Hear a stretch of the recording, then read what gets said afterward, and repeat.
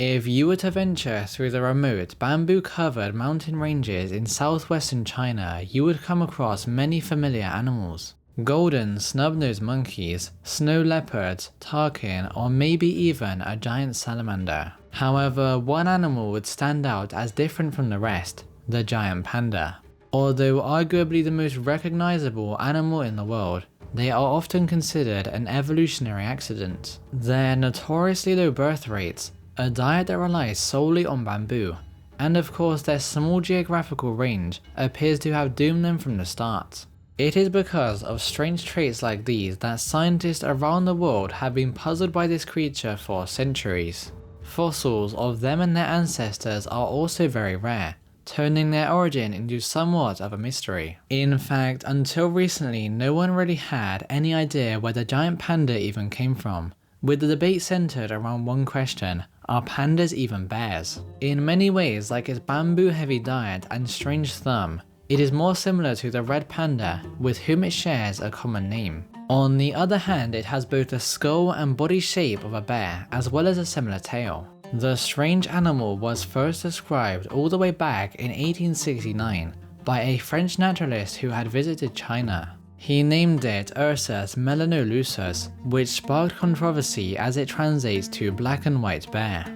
Because as other European scientists got their hands on giant panda skeletons, they determined that giant pandas were not bears at all. All of this debate led to its genus being changed from Ursus to Ailuropoda, which it is still a part of today. However, even after this switch, it wouldn't be until much later that its true origin would be uncovered. Fast forward to the 1980s and genetic technologies had become much more advanced and were ready to reveal if the giant panda was related to bears or red pandas. To uncover the answer, researchers looked at the number of differences per gene among carnivorans. First of all, they found that the giant panda was definitely a carnivoran. Secondly, they found that the red panda is not a close relative of the giant panda at all, with the two having diverged over 40 million years ago. Instead, the red panda belongs to its own family, Ailuridae, which is nestled between the skunks and the procyonids. And finally, the study found that the giant panda was indeed a bear. As expected, however, the giant panda belongs to the most divergent lineage, which split off between 22 and 18 million years ago in the Miocene. They were followed by the Andean bear, who split off 6 million years later. Contrary to what some websites will tell you, this doesn't make the Andean bear more closely related to the panda, as they are equally distant to all other bears.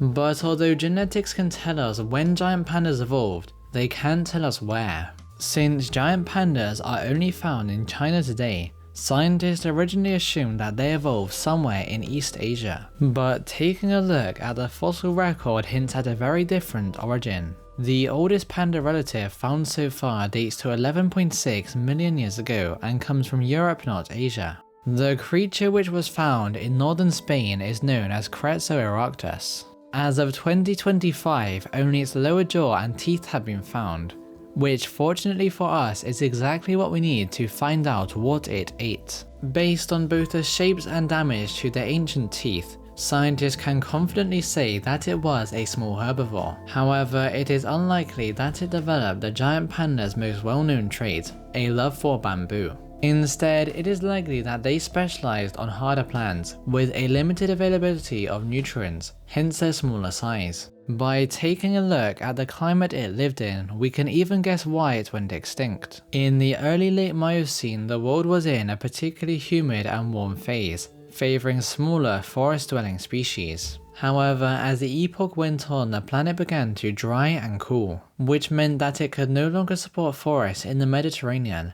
leading to the ancient bear's extinction.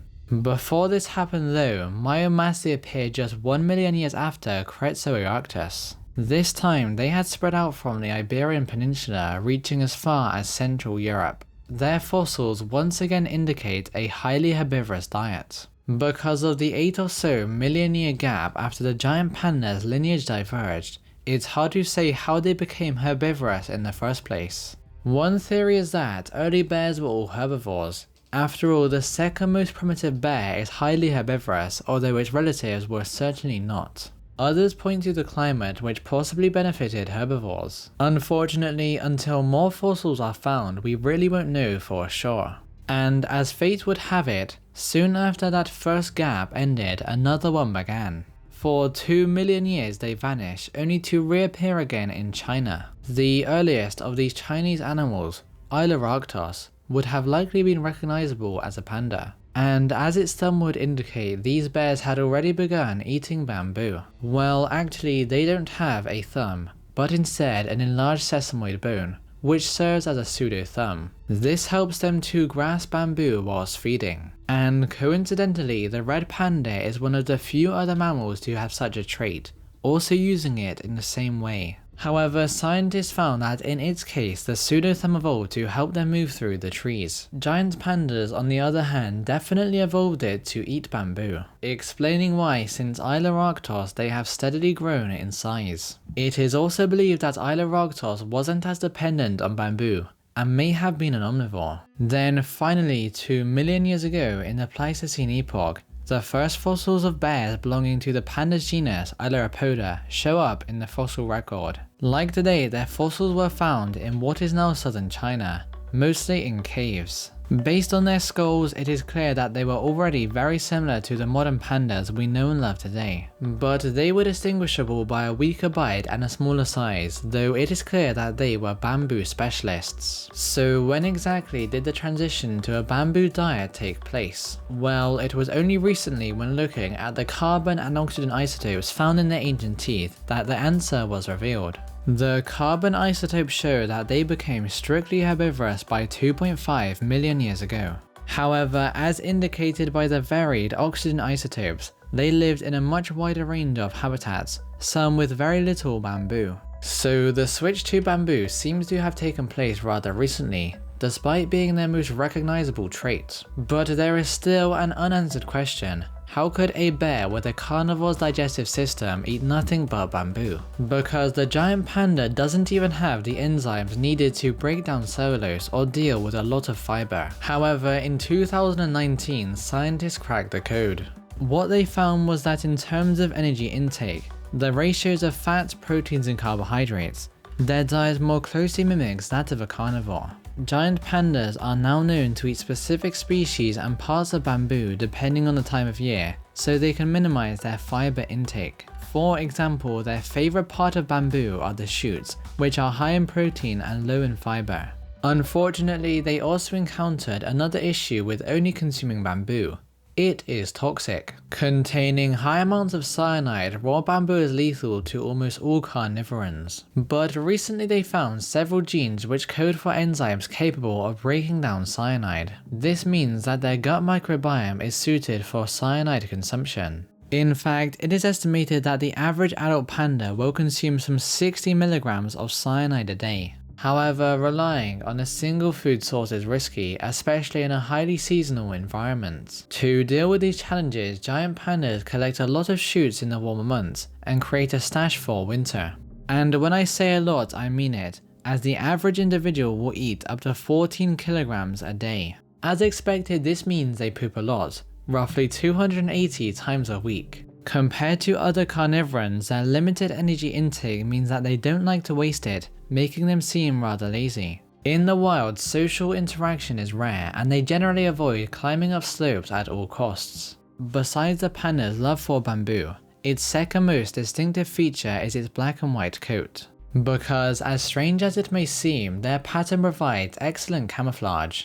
Since they don't hibernate, their white patches allow them to remain unseen in the snow, whilst in the summer the black areas allow them to keep hidden in shaded forests. Their distinctive eye patches though are used to identify the otherwise identical animals. The evolution of giant pandas didn't stop with their first appearance in the fossil record.